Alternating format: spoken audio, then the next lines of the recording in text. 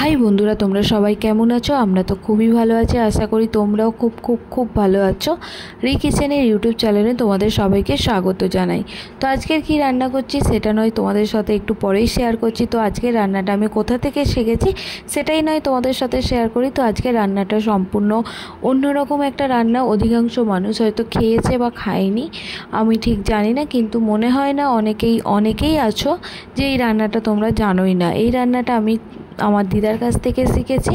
খুবই অল্প মশলা একটা সুন্দর রান্না। তোমরা তো জানো রি কিচেন অলওয়েজ অল্প মশলার মধ্যে কিভাবে সুন্দর সুন্দর রান্না উপহার দেয়, তোমরা তো সবাই জানো। তাই জন্যই তোমরা এত আমাকে ভালোবাসো। আশা করি এই রান্নাটাও তোমাদের ভালো লাগবে। এই রান্নাটা শিখেছি আমি আমার মায়ের কাছে, মানে দিদার কাছে। উনি আর বেঁচে নেই, আর তখন তো ইউটিউব চ্যানেল ছিল না, তাই জন্য আর ওই রান্নাটা শেয়ার করা হয়ে ওঠেনি। তো আজকের ভাবলাম চলো এই রান্নাটা যখন করলাম তোমাদের সাথে শেয়ারই করি। তো কী কী উপকরণ নিচ্ছি সেটাই তোমাদের সাথে শেয়ার করে নিই। দেখো, ফার্স্টেই গ্যাসটা জ্বালিয়ে নিলাম, তারপরে দেখো কড়াইটা দিয়ে দিলাম। কড়াইটা হালকা গরম হয়ে যাওয়ার পরেই দেখো সর্ষের তেল দিয়ে দিলাম। আর অবশ্যই এখানে আমি কোনো ফোড়ন দিলাম না, অনেক উপকরণ আছে, সেইগুলো আস্তে আস্তে তোমাদের সাথে শেয়ার করছি।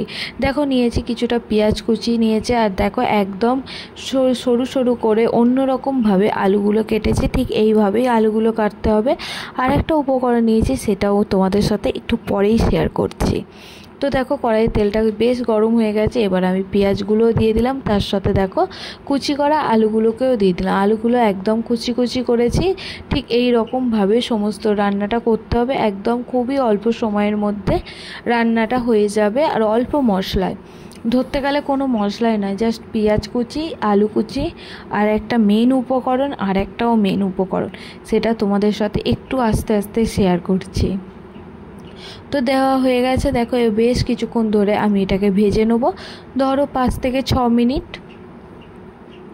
আর কি বলো তো, তখনকার দিনে তো আর গ্যাস ছিল না, উনুনে রান্না হতো, তাই একটা আলাদাই টেস্ট আসতো। আমরা ছোটোবেলায় এই রান্নাটা অনেকবারই খেয়েছি। সেই রকমই রান্না আজ তোমাদের সাথে ইচ্ছা হলো শেয়ার করতে, তাই শেয়ার করলাম। দেখো বেশ কিছুক্ষণ ধরে নাড়াচাড়া করছি। এই রান্নাটা একটু নাড়াচাড়া করে করতে হয়। আর দেখো মধ্যিখানে একটুখানি আমি গ্যাপ দিয়ে দিলাম, কেন সেটাও তোমাদের সাথে শেয়ার করছি। একটু ধৈর্য ধরো। দেখো তেল পটকা রান্না তো তোমরা অনেক রকমের খেয়েছো। রি কিচেনেও অনেক রকমের রান্না তোমাদের সাথে শেয়ার করেছি, কিন্তু কোনো দিন এই রান্নাটা শেয়ার করা হয়ে ওঠেনি। তো আজকের ভাবলাম তোমাদের সাথে শেয়ার করি। আশা করি তোমাদের রান্নাটা ভালো লাগছে। তো দেখো এবার তেল পটকা যেহেতু দিয়েছি, তাই তেলের পরিমাণটা একদম অল্প দিয়েছি। এবার দেখো এটাকে আমি খুব সুন্দর করে ভেজে নেবো, ধরো 5 থেকে 6 মিনিট। সমস্ত রান্নাটা এইরকম 5 মিনিট থেকে 6 মিনিটের মধ্যে নাড়াচাড়া করে করতে হবে। আর দেখো আমি খুন্তির সাহায্যে একটু নাড়াচাড়া করে নিচ্ছি। আর আমি তেল পটকাটা আগে ভাজিনি, এখানেই আমি দিয়ে একসাথে সুন্দর করে আমি কষিয়ে নেব। এবার এটা কি বলো তো, একটু চাপা দিয়ে ঢেকে ঢেকে রান্না করব।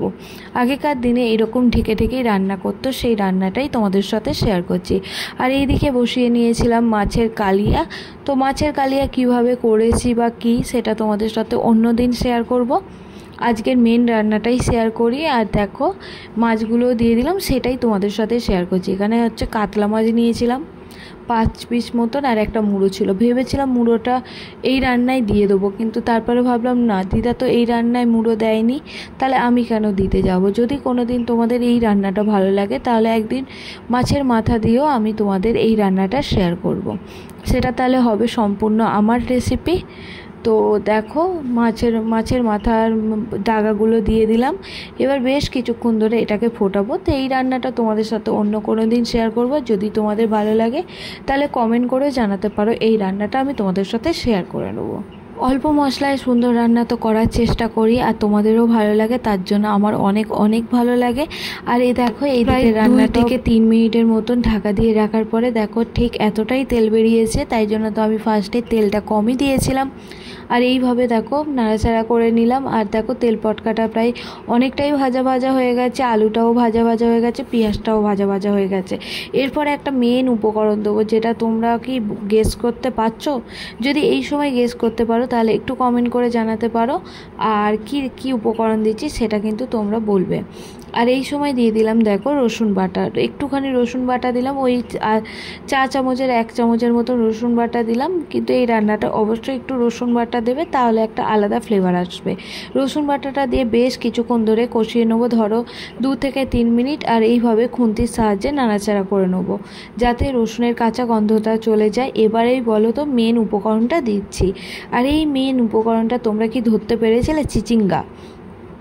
তো তেল পটকা দিয়ে কি কোনো দিন তোমরা চিচিঙ্গের তরকারি খেয়েছো? যদি খেয়ে থাকো অবশ্যই একটু কমেন্ট করে জানাতে পারো, আর যদি না খেয়ে থাকো তাহলে অবশ্যই এই রান্নাটা করে দেখতে পারো, খুবই ভালো লাগবে। আগেকার যুগের রান্না আমার দিদা করেছিল, আমাদের তো খুবই ভালো লাগতো। মামার বাড়ি গেলে প্রায়ই এই রান্নাটা হতো, এখন তো আর মামার বাড়ি যাওয়াই হয়ে ওঠে না, তাই এই রান্নাটা আর কে করবে বলো, দিদা তো নেই। তো আজকের আমি তোমাদের সাথে শেয়ার করে নিলাম। আর দেখো বেশ কিছুক্ষণ নাড়াচাড়া করার পরে ঢাকা দিয়ে রেখে দিয়েছিলাম। তো এই রান্নাটা মেন হচ্ছে ঢাকা দিয়ে রান্না করতে হবে। 2 মিনিটের মতন ঢাকা দেওয়ার পরে দেখো আবার ঢাকনাটা খুলে সুন্দর করে নাড়াচাড়া করে নেবো। তো আমার রান্নাটা প্রায় অনেকটাই কষানো হয়ে গেছে, আর 2 মিনিটের মতন কষিয়ে নেবো। তো কষানোর পরে দেখো কতটা তেল বেরিয়েছে। যত ঢাকা দিয়ে দিয়ে রান্না করবে ততই তেল বেরোবে, আর সেই তেলেই অর্ধেক রান্নাটা সেদ্ধ হয়ে যাবে। আর এদিকে দেখো আমি কিছুটা গুঁড়ো মশলা নিয়েছিলাম, যেমন নিয়েছিলাম শুকনো লঙ্কা গুঁড়ো, নুন, হলুদ গুঁড়ো, ধনে গুঁড়ো, জিরে গুঁড়ো আর একটু গরম মশলা। তো নিয়েছিলাম, আমি একটা প্লেটে সুন্দরভাবে সাজিয়েছিলাম যাতে তোমাদের সাথে শেয়ার করতে সুবিধা হয়। তো দেখো এইভাবে দেওয়ার পরে বেশ কিছুক্ষণ ধরে কষিয়ে নেবো, যাতে এই গুঁড়ো মশলার কাঁচা গন্ধগুলো যতক্ষণ না চলে যাচ্ছে ঠিক ততক্ষণ কষিয়ে নেবো। আর এই সময় অবশ্যই গ্যাসের ফ্লেমটা একদম লোতে দেবে। আর এই রান্নাটা আশা করি তোমাদের ভালো লাগছে, যদি ভালো লাগে তাহলে শেষ পর্যন্ত একটু দেখো। আর দেখো আর কিছু উপকরণ দেওয়ার নেই, এবার দেওয়ার মধ্যে শুধু জল আছে। তো একটু জল দিয়ে গ্যাসের ফ্লেমটা একদম হাই স্পিডে দিয়ে একটু ভালো করে কষিয়ে নেবো, যাতে কি বলো তো শুকনো লঙ্কার বা কাঁচা গন্ধগুলো যে থাকে না, সেটা যাতে একদম খুব সুন্দরভাবে কষানো হয়ে যায়। তো দেখো বেশ কিছুক্ষণ ধরে কষিয়ে নেবো, এই ধরো 5 থেকে 6 মিনিট। তো দেখো জলটা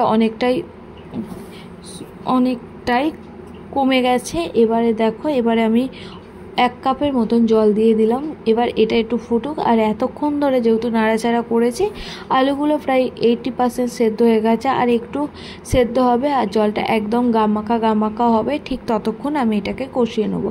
আর এইদিকে দেখো মাছের কালিয়াটাও হয়ে গেছে, এইদিকে তো এটা তো হচ্ছে কি সুন্দরভাবে ফুটছে। আর এইদিকে দেখো আমি ভাতও বসিয়ে নিয়েছি। আজকে হয়ে গেছে 5 মিনিটের মতো ফুটিয়ে এবার গ্যাসটা বন্ধ করে নেবো। দেখো ঠিক এইরকম দেখতে হবে, একদম গ্রেভি। আর এই কিচেন তো জানো সবসময় সাজিয়ে গুজিয়ে পরিবেশন করতে ভালোবাসে, তাই ভাতও বেড়ে নিচ্ছি, আর তার সাথে দেখো তরকারিটাও বেড়ে নেবো।